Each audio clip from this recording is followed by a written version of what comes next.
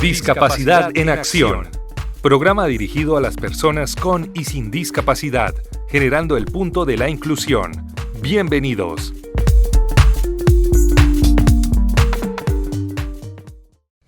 Muy buenas tardes para todos. Bienvenidos a nuestro programa Discapacidad en Acción. Hoy los acompañaremos Olguita Santa María y Gonzalo Tolosa. Bienvenidos.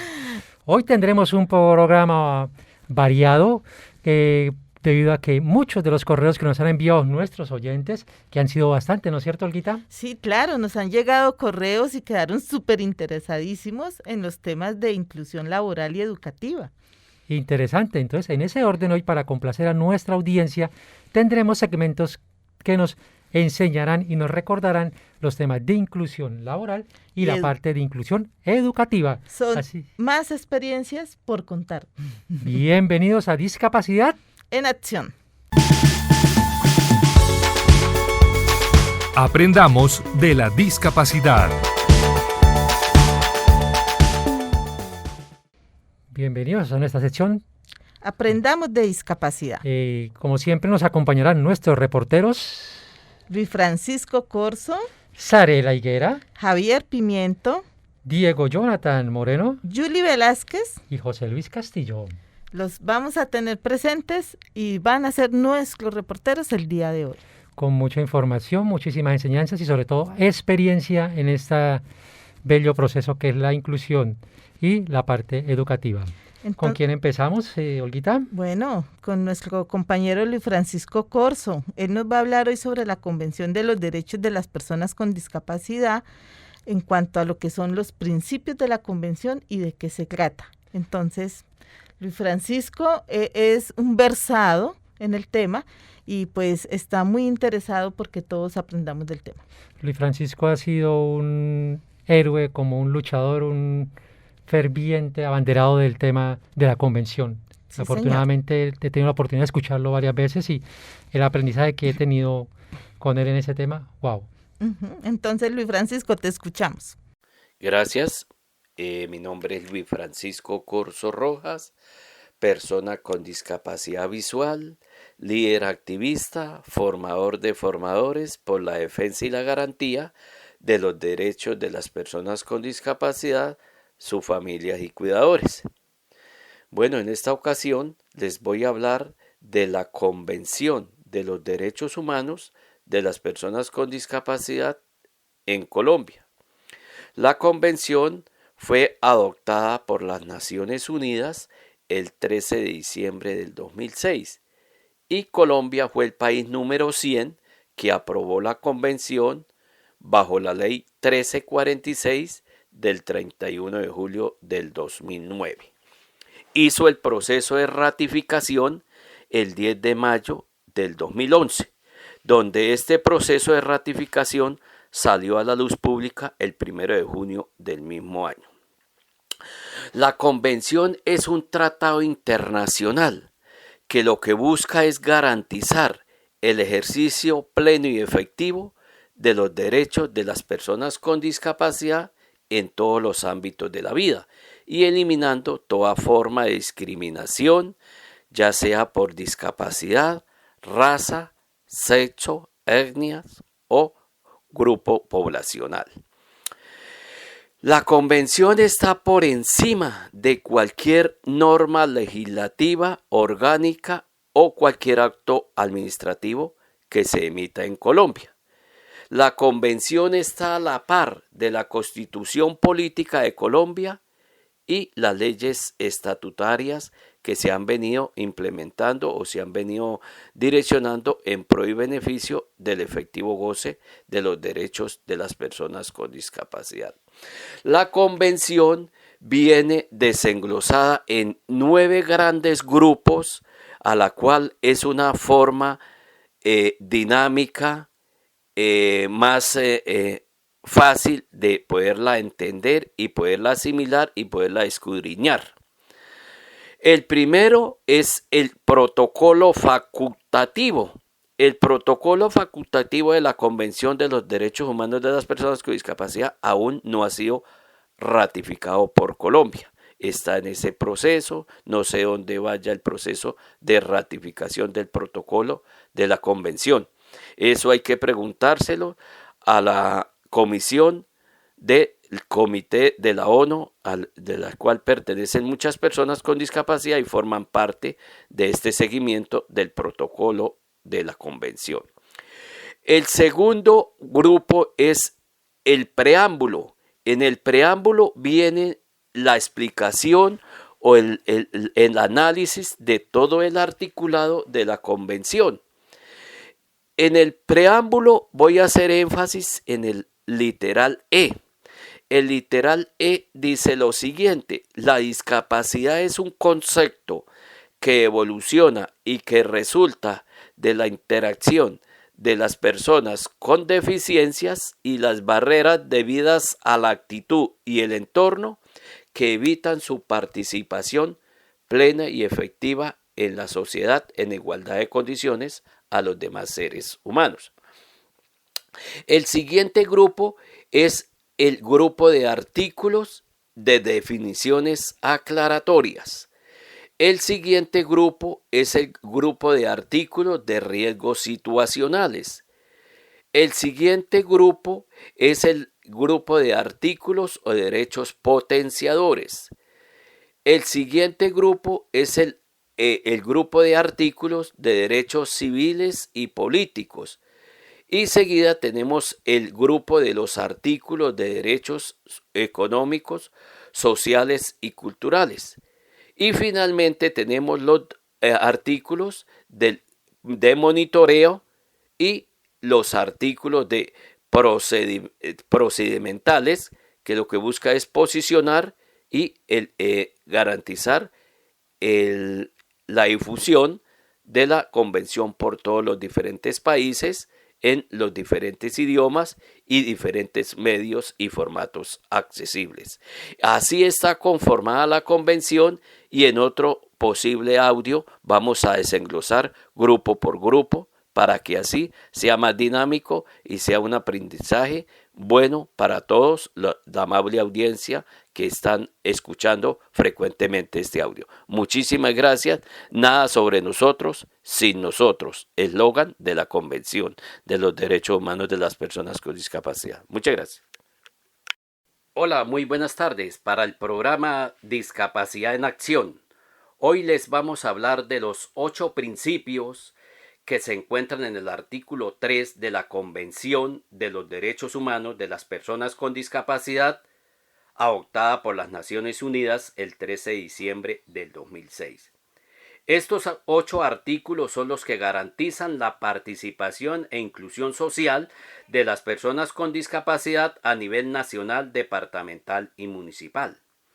Y esos 8 principios son: primer principio, respeto de la dignidad inherente, la autonomía individual y la libertad de tomar sus propias decisiones y la independencia de las personas.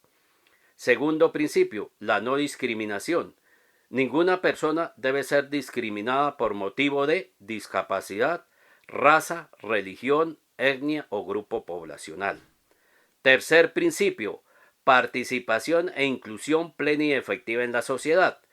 Todas las personas se nos debe garantizar la participación en los diferentes escenarios para acceder con autonomía e independencia y así formar parte de los diferentes procesos, programas y proyectos que se ejecuten en pro y beneficio de la población con discapacidad en el ámbito nacional, departamental y municipal.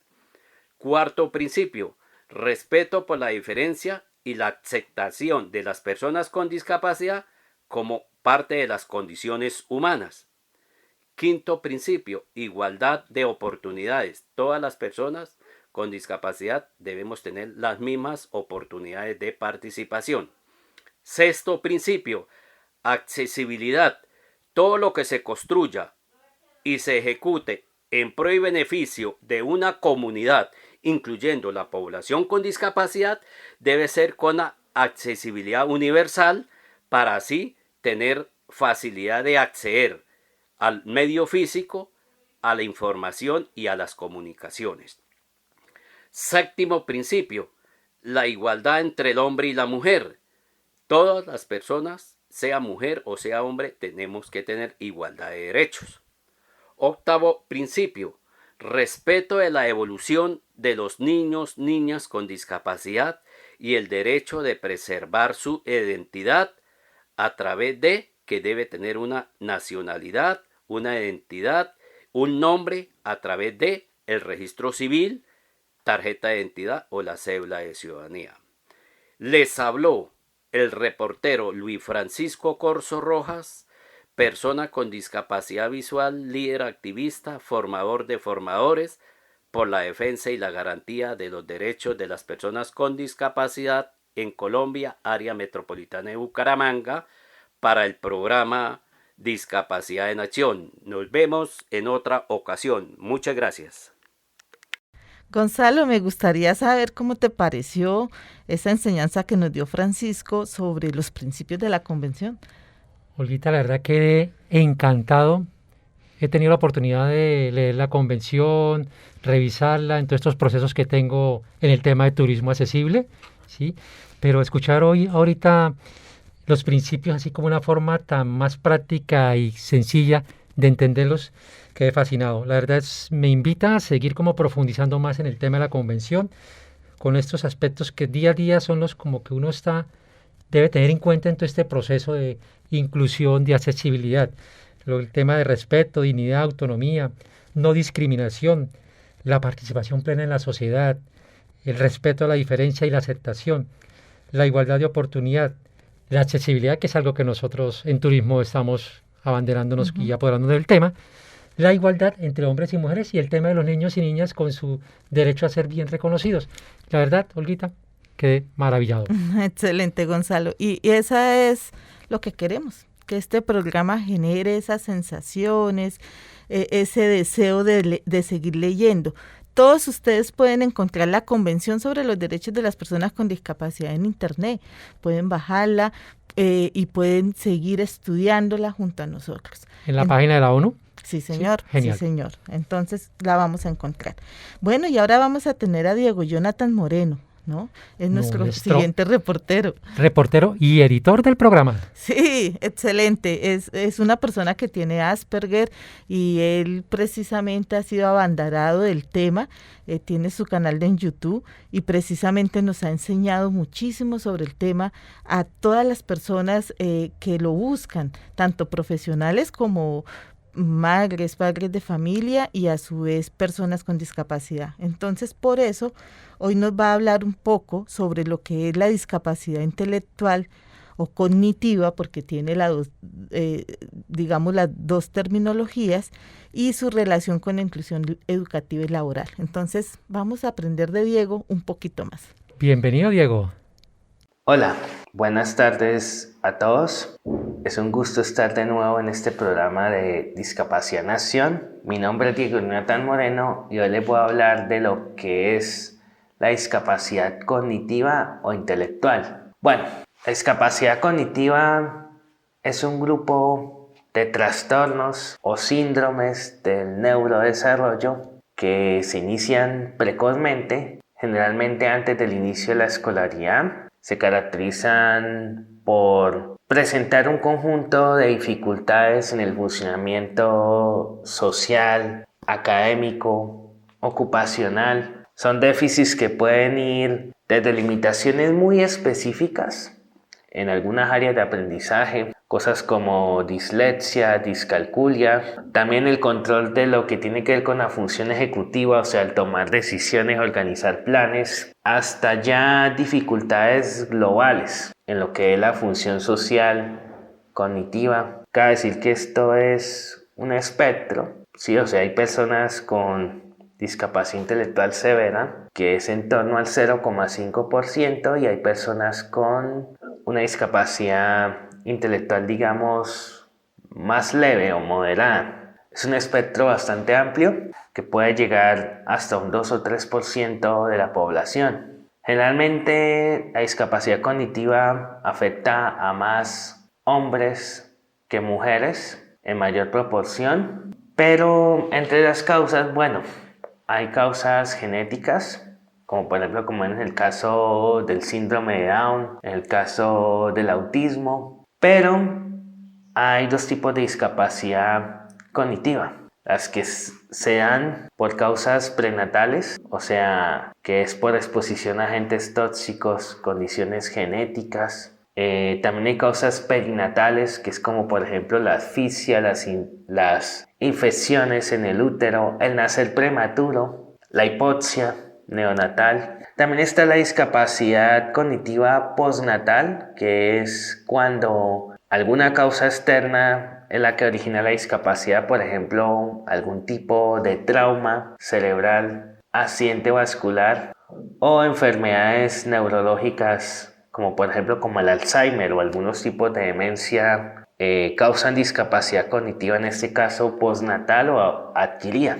También el grupo, digamos, de trastornos, síndromes que agrupa la discapacidad cognitiva es muy amplio. Va desde los trastornos del espectro autista, el TDAH, varias condiciones neurológicas. Entonces, esto crea un problema porque para tratar a una persona con discapacidad cognitiva, pues se necesita un diagnóstico acertado. A veces una persona con discapacidad cognitiva puede tener uno o varios de estos síndromes o trastornos. Hay personas que, por ejemplo, tienen autismo y tienen síndrome de Down. Pero casi siempre el tratamiento, aparte que se hace en un diagnóstico precoz, es un tratamiento individual, es un tratamiento psicoeducativo, o sea que busca enseñar a la persona todo ese grupo de habilidades que no desarrolló, digámoslo así, de forma natural, habilidades en lo que tiene que ver con la independencia, la vida diaria, la organización. Y esto, desde luego,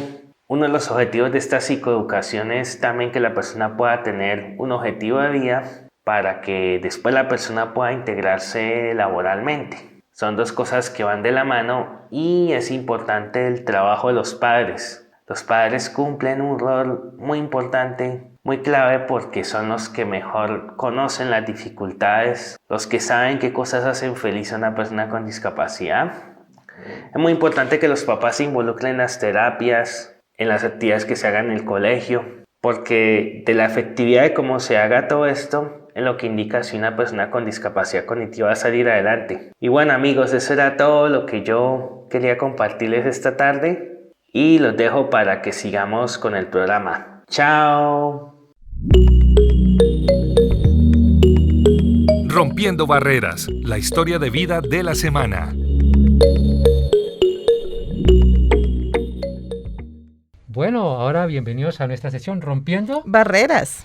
¿Qué tenemos para hoy, Olguita, en Rompiendo Barreras? Hoy tenemos unas historias maravillosas. Definitivamente nuestros reporteros nos sorprenden cada día. Y vaya que nos sorprenden, vamos, mejor dicho. A veces no sabemos ni cuál historia elegir. Sí, eso pasa. Además hay muchas personas que nos están enviando sus historias y eso pues nos tiene también muy contentos. Sigan enviando, que igual todos vamos a participar. Ajá, hoy tenemos a Javier Pimiento. Él pudo entrevistar a Wilson Gómez Moreno, que es una persona con discapacidad visual. Vamos a escuchar su historia. Ok, bienvenido, Javier. Bien, muy buenas tardes. Quien les habla, Javier Pimiento. Nos encontramos con Wilson Gómez Moreno, persona con discapacidad visual que trabajó durante muchos años en Avicampo. Don Wilson Gómez Moreno, muy buenas tardes y bienvenido, caballero.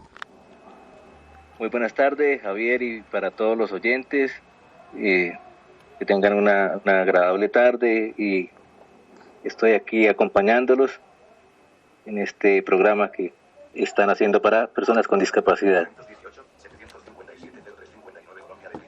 Bien, igual, gracias, Wilson. Wilson nos va a compartir parte de su experiencia, cómo trabajó allí y demás y demás. Wilson, por favor, ¿quieres contarnos cuánto hace que trabajaste allí y qué proceso hiciste para poder hacerlo? Desde 1994 ingresé a la empresa Avicampo por medio de la trabajadora social que estaba en la Escuela de Taller para Ciegos, que fue donde yo estuve realizándome rehabilitación.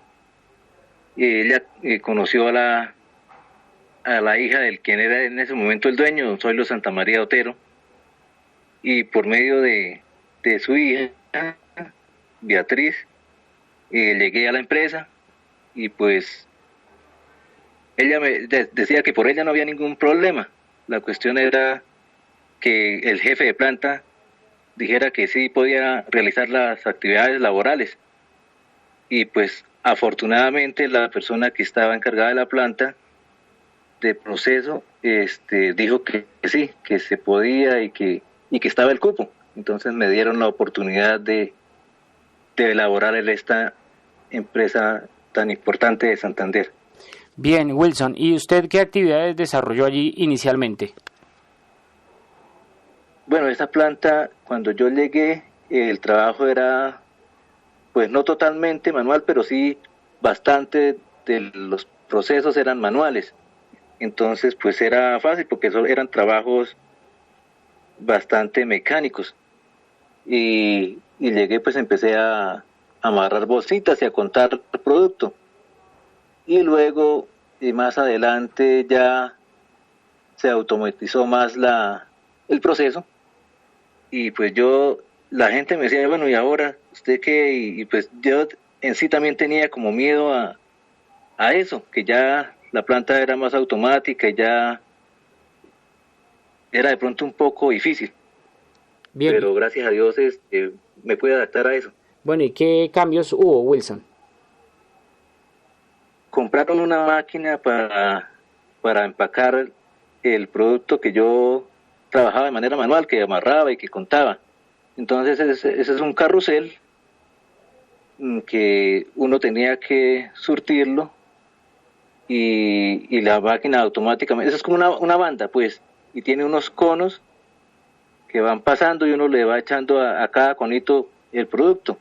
Y al final pues la máquina bota el producto al plástico y ella misma sella la bolsita. Bien, esa actividad siguió siendo hasta que usted terminó de trabajar allí, ¿o eso modificó en algún momento? No, yo pues, digamos, cuando trajeron esa máquina, yo al principio pues, a mí me decían que pronto no me iban a poner porque eso de cierta manera era riesgoso, porque los conos tienen en el borde una pestañita y como la máquina tiene una varilla, entonces que se puede quedar uno atrapado, ¿no? Las manos o eso. Y pues yo empecé como a detallar la máquina y al principio empecé, pues sí, con una mano me tocaba ubicar el cono para ir echando el producto, con una mano ubicando y así. Pues era complicado porque al ritmo de la máquina, 50 bolsas por minuto, pues era bastante complicado así con una sola mano. Y luego ya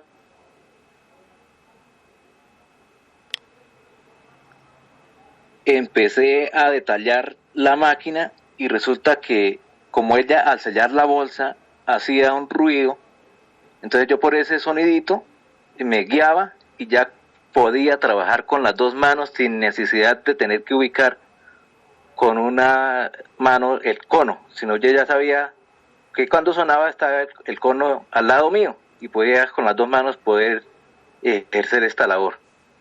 Wilson, ¿y qué otras labores desarrolló usted en la empresa?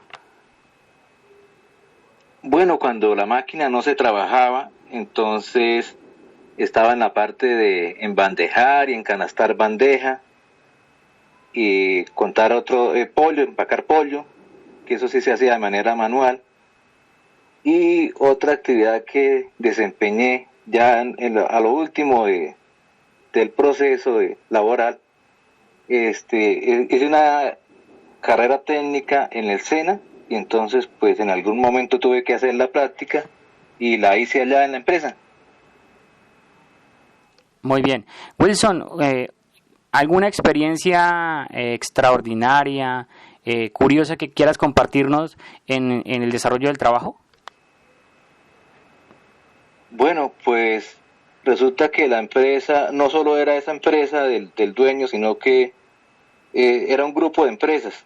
Entonces, en algún momento se hizo una sensibilización a todo el grupo de empresas, que eran como unas 5 empresas de Santander. Participé en eso, me invitaron pues a participar de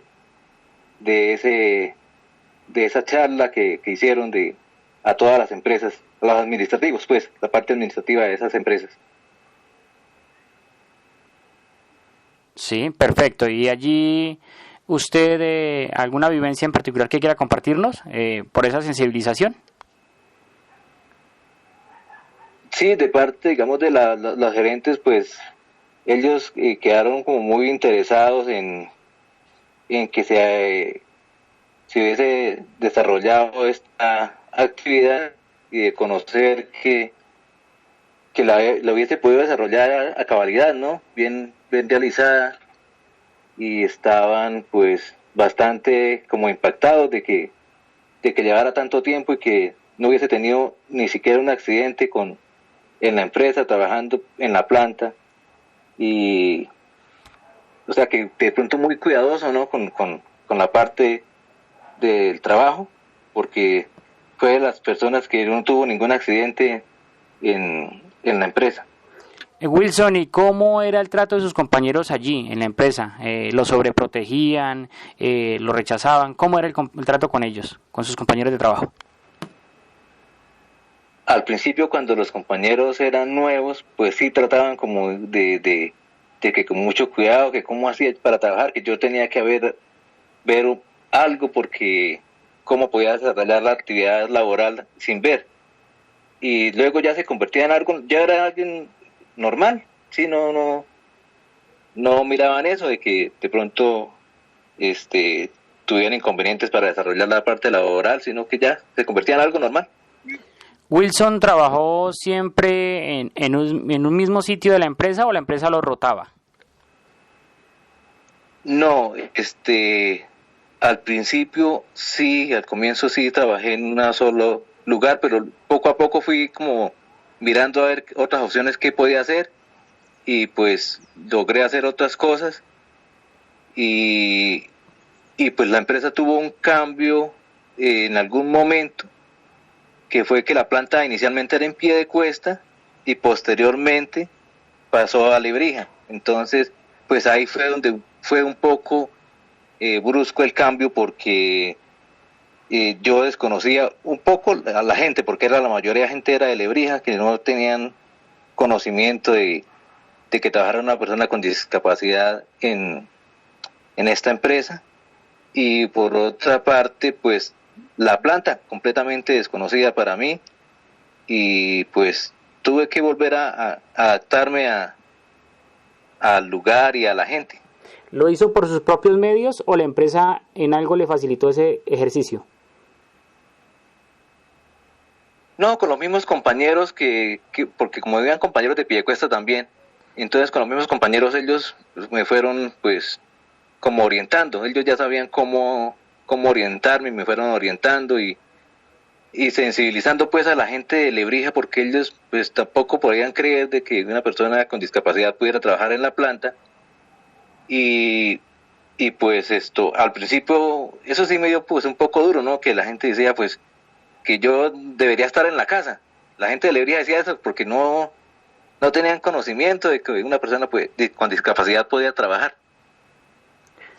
Perfecto, Wilson. ¿Y la empresa alguna vez lo tuvo en observación por alguna situación difícil que a usted le haya sucedido? Y a su vez la pregunta, ¿alguna experiencia que contar que le haya sido muy difícil en el trabajo? No, señor, gracias a Dios en el tiempo que estuve laborando en la empresa no tuve ninguna dificultad de ninguna índole. ¿Y alguna situación difícil que le haya sucedido, que se le haya caído alguna caja o algo así por el estilo, le pasó alguna vez o nada en particular? No, gracias a Dios, nada en particular. Y pues, digamos, en la máquina que yo siempre estaba normalmente, ahí sí ocurrieron accidentes, pero afortunadamente a mí nunca me sucedió. Pues a veces sí tuve como cerca a que ocurriera algo, porque la máquina pues ya con el tiempo se va desgastando y digamos se desencadenaba la banda, y entonces como ese motor tira duro, entonces a veces se reventaba la cadena y pues era así peligroso, pero gracias a Dios nunca me ocurrió ningún accidente. Wilson, ¿a qué se debe que usted haya tenido tanta destreza pues en el ordenamiento, en el manejo de esas máquinas y demás situaciones? Yo soy del campo y yo desde pequeño yo hice actividades aquí en el campo de yerbar, de arreglar tabaco. Entonces yo pienso que eso me permitió tener bastante destreza en esta empresa. Ya, ¿eso quizá evitó que tuviese accidentes o cosas por el estilo? ¿Manifiesta usted, Wilson? Sí, señor, sí, porque digamos uno como persona con discapacidad está prevenido, no se confía tanto de como el que ve, se confía mucho de los ojos y en algún momento puede que se distraiga. Yo estaba pendiente del ruido que hacía la máquina para poderme orientar para echar el producto a la hora que era, en el momento que era. Entonces eso me permitió no tener ningún accidente. Bien, Wilson, quiero agradecerle por su gesto de buena voluntad para con nuestros oyentes. No sé si quieras decir algo para finalizar, pues le escuchamos algún mensaje para que nuestros oyentes conozcan algo más, no sé, algún mensaje, Wilson. Muchas gracias por la oportunidad de permitirme expresar mi experiencia laboral y pues a los empresarios que estén escuchando, decirles que la discapacidad necesita oportunidades para poder desempeñarse en labores. No hay que decir no sin saber que de pronto pueda desempeñar una buena labor una persona con discapacidad. Bueno, muchas gracias, Wilson, y que estés muy bien. Igualmente, felicidades. Gonzalo, ¿cómo te pareció la historia de Wilson? Yo quedé sorprendida. Me encantó, quedé maravillado, sobre todo ver cómo Wilson nos cuenta ese proceso donde a veces es difícil para muchos creer en la capacidad del otro, ¿no? Pero cómo cuando dan la oportunidad, se da esa oportunidad, se rompen esas barreras, ¿no? Eso es increíble. Y algo que me dejó también como me movió el piso es el tema del proceso de Wilson, que no solamente era un colaborador en la empresa en el término de un colaborador más en un proceso de producción, sino que termina siendo una persona que genera conciencia en los demás trabajadores y termina generando conciencia en otras empresas, ¿sí? Una experiencia cómo mueve a otras, ¿no? La riqueza de dar la oportunidad, cómo sirve para que otros aprendan de eso. Me dejó, ¿verdad? Me impactó, me gustó. Y el tema de los sentidos, qué hermoso que lo que nos contaba Wilson sobre esa máquina carrusel, que era así como mucha tecnología que a veces se cuenta que la gente no cree en la capacidad del otro, pero como él al no tener un sentido, el ser humano es tan grande, la capacidad humana es tan grande que su capacidad auditiva lo lleva a poder manejar un proceso técnico, mecanizado, ¿sí? Y sorprender, o sea, igual que nuestros reporteros nos sorprenden todos nos sorprende, mejor dicho. Claro que sí. Y ahora tenemos otra historia, es nuestra reportera Sarela Hernández. Buenas tardes. Hoy nos acompaña el profesor Jesús Jaimes, quien además de ser un excelente profesor de música, es una persona con discapacidad visual total. Él, desde sus aprendizajes vividos, nos enseñará cuáles son las mejores condiciones para ejercer una educación inclusiva. Bienvenido, profesor. Muy buenas tardes, mi nombre es Jesús Eduardo Jaimes Almeida, persona con discapacidad visual, docente en música, pero me gusta más no la palabra tanto de docente, sino como facilitador de la parte artística musical. ¿Sí? Eso es lo que es en realidad un docente, es un facilitador entre el estudiante y pues la parte académica, los procesos y la parte teórica. Eso es. Tengo 30 años.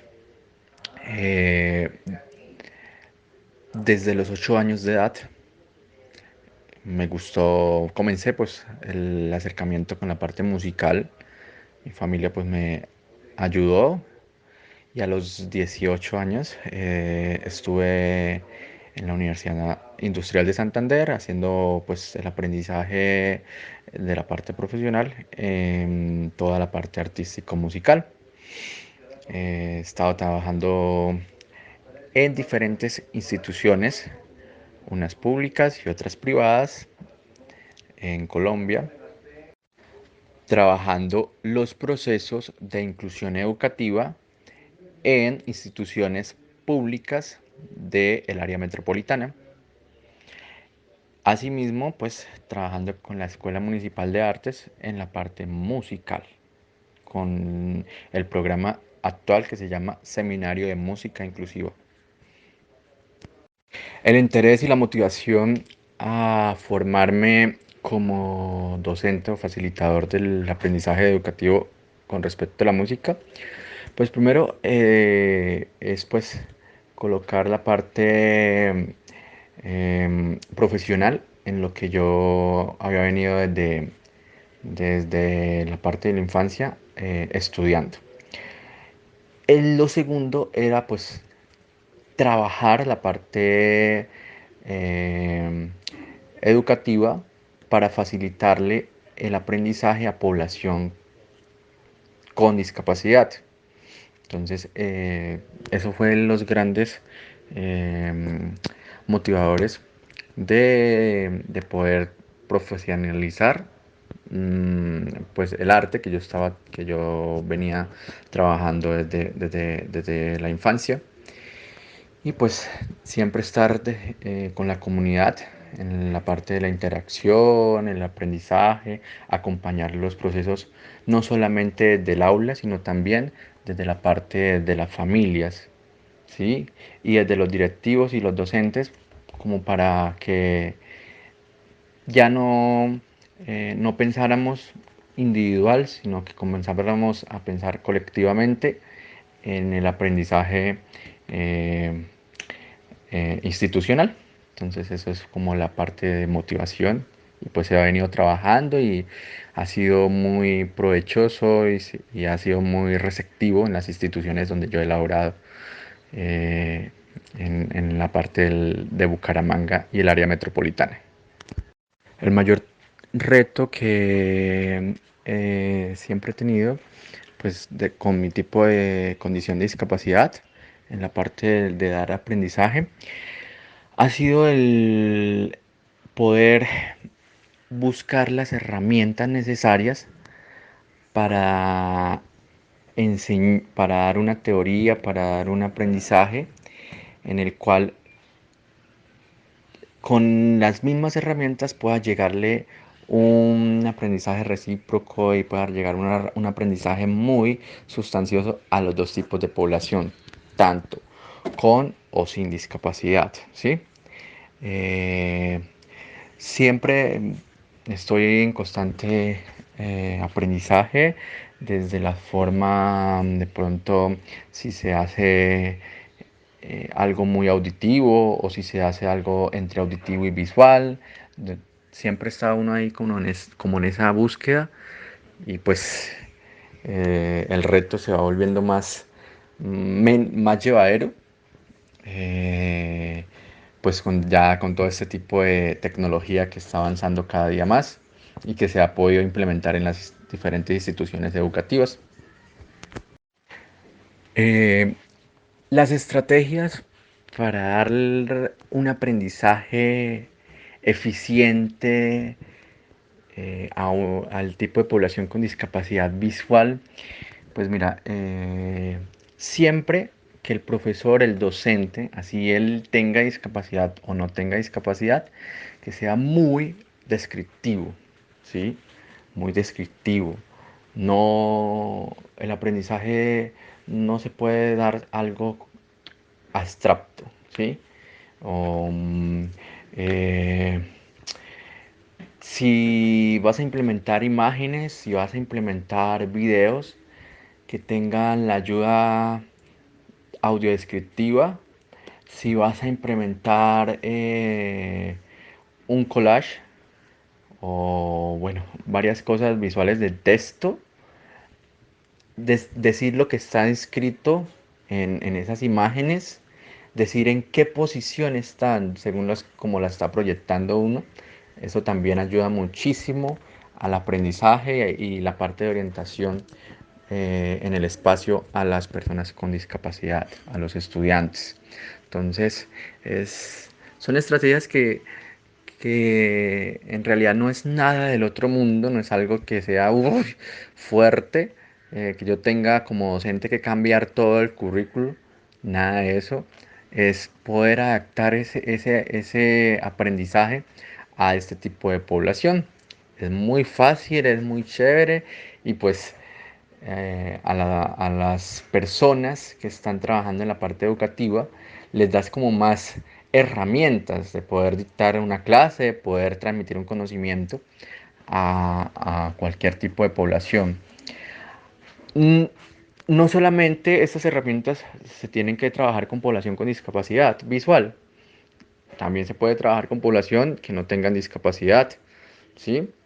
¿Por qué? Porque el aprendizaje no solamente se da de una sola vía. Me explico. No solamente tú aprendes leyendo. Hay personas que pueden aprender escuchando. Las personas nunca aprenden escuchando todas. Hay otras que aprenden por imágenes. Entonces, el de estar buscando todas estas herramientas técnicas y tecnológicas para la parte educativa nos brinda y nos abre un abanico muy grande para poderle llegar a todo tipo de población el conocimiento.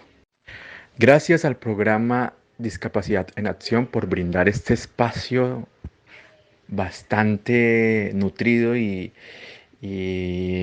provechoso para toda la comunidad. A los docentes y a la comunidad en general, decirles que trabajemos por la inclusión, no solamente un grupo pequeño de personas o de docentes que trabajemos por la inclusión educativa y social, no, trabajemos juntos, que es muy chévere, es muy bueno y pues nos abre más espacios, nos abre más campos de acción en donde poder seguir transmitiendo conocimiento y pues seguir apoyando a la sociedad para un mejor mañana. Un abrazo para todos. ¿Qué se está haciendo en discapacidad? Bueno, ahora vamos para nuestra sesión. ¿Qué se está haciendo en? Discapacidad. Las Bueno. noticias fresquitas. Sí, y tenemos una excelente noticia, Gonzalo. Imagínate que tenemos una nueva reportera. Se llama Opa, Julie bienvenida al Velázquez. equipo. Sí, ella se animó. Es también una persona que tiene discapacidad y forma parte del voluntariado de la Defensa Civil. Entonces está aprendiendo, mejor dicho. Wow, la Defensa Civil es una de las instituciones que apoya muchísimo en todo aspecto. Bienvenidos, Defensa Civil. Sí, entonces vamos a tener ahora unos reportajes precisamente sobre las acciones que desde la Defensa Civil nos quieren enseñar y dar a enseñar a la comunidad en general, que nos puede ayudar muchísimo para todos los temas de prevención. Entonces, en esta oportunidad, Julie lo que hizo fue contactar a Lice Castaño. Ella es una líder de la Defensa Civil y ella le hizo una entrevista a Heidi. Heidi es docente de apoyo de la Alcaldía de Bucaramanga y nos cuenta cómo es que se realiza ese proceso de apoyo a los niños y a los jóvenes.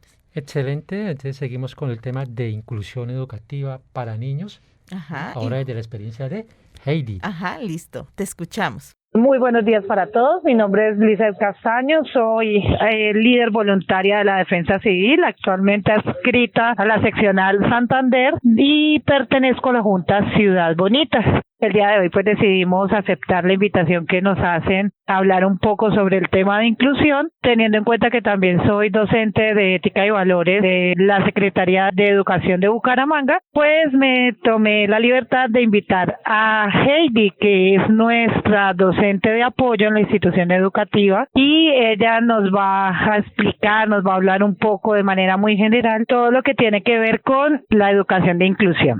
Listo, entonces Heidi, bienvenida, muchísimas gracias por aceptar esta invitación. Quisiera que nos regales tu nombre, una breve presentación sobre ti para que las personas te conozcan un poco.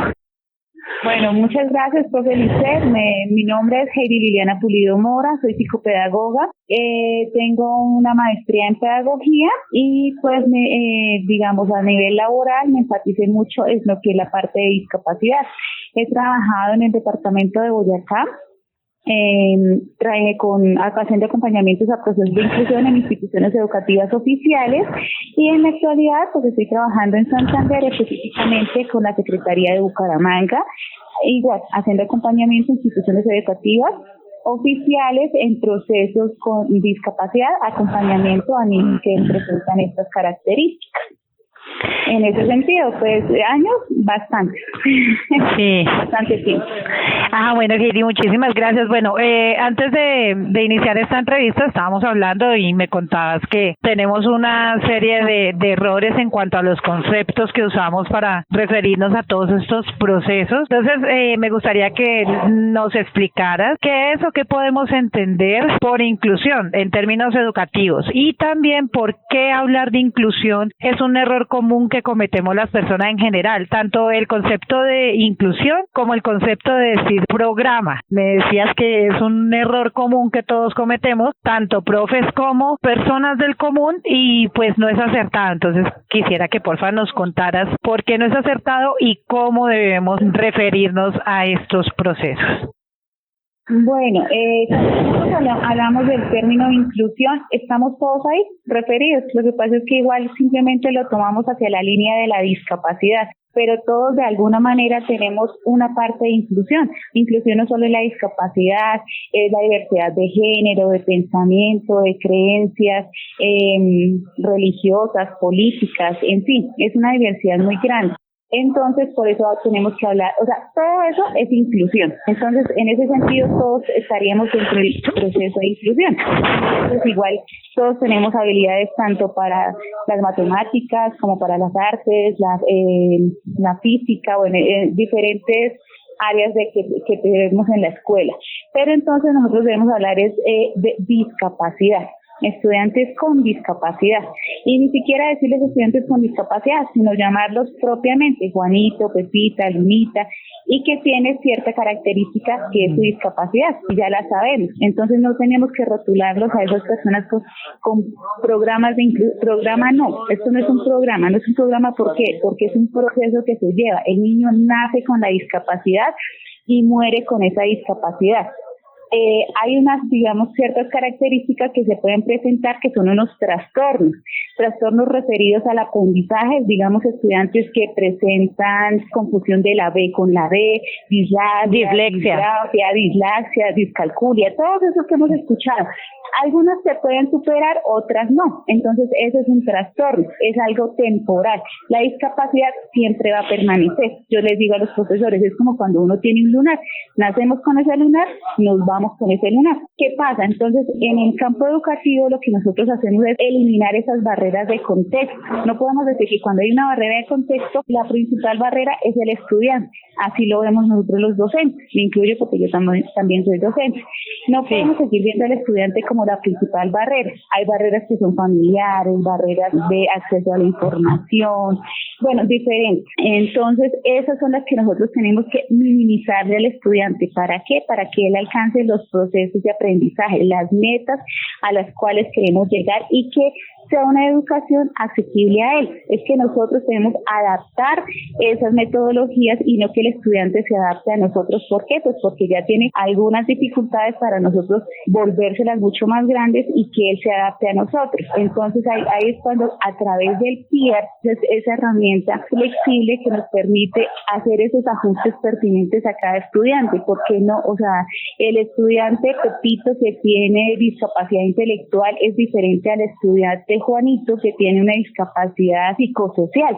Entonces, todos, así sean intelectuales, todos los intelectuales tienen diferentes estrategias para acceder a la información y diferentes habilidades. Entonces, ese PIAR, Plan Individual de Ajuste Razonable, no puede aplicar de manera universal a todos los estudiantes. Por eso hablamos de un proceso que tiene que ser continuo, permanente y tiene que ser dinámico, que si ya se cumplió ese PIAR, alcanzamos ese objetivo, esa meta de aprendizaje, entonces le hacemos pequeñas modificaciones y el estudiante va avanzando en sus procesos pedagógicos. Excelente, todas esas claridades que nos haces, Heidi. Y acá también es importante tener en cuenta que el PIAR se elabora de la mano o sea, por supuesto lo guía al docente, pero va de la mano con la familia. Aquí vendría pues la última pregunta del día de hoy, es ¿cómo nosotros, como familiares de estudiantes con discapacidad, podemos apoyar y aportar adecuadamente a este proceso de formación que está llevando el estudiante? Como padre de familia, como acudiente, como encargado de estudiantes que tienen algún tipo de discapacidad, ¿cómo podemos nosotros apoyar tanto al docente como a nuestro hijo, a nuestro sobrino, a nuestro niño, para que logre alcanzar esas metas planteadas? Bueno, nosotros sabemos que como en todo proceso, igual eso no lo hace un solo elemento. Una golondrina no hace maravillas. Entonces, la familia cumple el 50%, la institución educativa cumple el otro 50%, digamos, ¿no? Tienen que trabajar en equipo, son coequiperos. Entonces, ahí digamos como que se equilibran las responsabilidades. ¿Qué puedo hacer yo desde mi aula? O sea, como docente, ¿qué le puedo hacer? Entonces yo puedo adaptar estrategias, flexibilizar el currículo, brindar ciertas herramientas para que la información sea más accesible al estudiante, mirar qué tipo y estilo de aprendizaje es, que si el estilo es kinestésico, que si es visual, que si es auditivo, es decir, cómo aprende mi estudiante. Y a través de esas herramientas, pues yo le brindo ciertas estrategias, ciertas didácticas para que él alcance esos conocimientos y que asimismo sean significativos en su vida. El aprendizaje significativo que tanto le gusta hablar al docente, pero que muchas veces lo dejamos en la teoría y se nos olvida llevarlo a la práctica pedagógica. ¿Y qué hace el padre? O sea, tienen que manejar el mismo lenguaje, que si el docente en el aula trabaja, qué sé yo, demos un ejemplo, trabaja tiempos cortos, hace ajustes a través de herramientas visuales, auditivas, kinestésicas. Esas herramientas también las hagan los padres de familia en la casa, que fortalezcan hábitos de estudio, que estén en contacto permanente con el colegio, porque a veces, digamos, los padres cogen, matriculan al estudiante y ahí se termina mi obligación. Entonces no saben muchas veces ni siquiera el proceso en cual van, no saben si el estudiante tiene un PIAR, no se interesan por conocer este proceso, sino toda la responsabilidad cae sobre la institución educativa. No, ellos son los principales agentes que tienen que contribuir a la formación. Perfecto, Heidi, te agradezco muchísimo todas las claridades que nos haces el día de hoy. De verdad que para nosotros, tanto como docentes, como padres de familia, como familiares de personas que tienen algún tipo de discapacidad, todas estas instrucciones y estas claridades, esta información que nos das es sumamente valiosa. Nuevamente te agradezco por tu tiempo, por tu disposición y bueno, esperamos seguir en contacto contigo como Defensa Civil. Muchas gracias, porque ya como profesionales pues estamos conectados en nuestro campo educativo. Entonces también desde la parte de Defensa Civil, la Junta Ciudad Bonita de la Seccional Santander tiene las puertas abiertas para ti y para todos los que nos necesiten, siempre listos en paz o emergencia. Un abrazo enorme, Heidi, muchísimas gracias. Con mucho gusto, y pues igual este es un proceso continuo y lo importante es no desfallecer en el camino, sino perseverar. Vale, Heidi, que tengas un hermoso día, ¿vale? Vale, que estés muy bien. Gracias. Bueno, chao, gracias a ti por el espacio. La frase de la semana. Bueno, y llegamos a nuestra frase de la semana.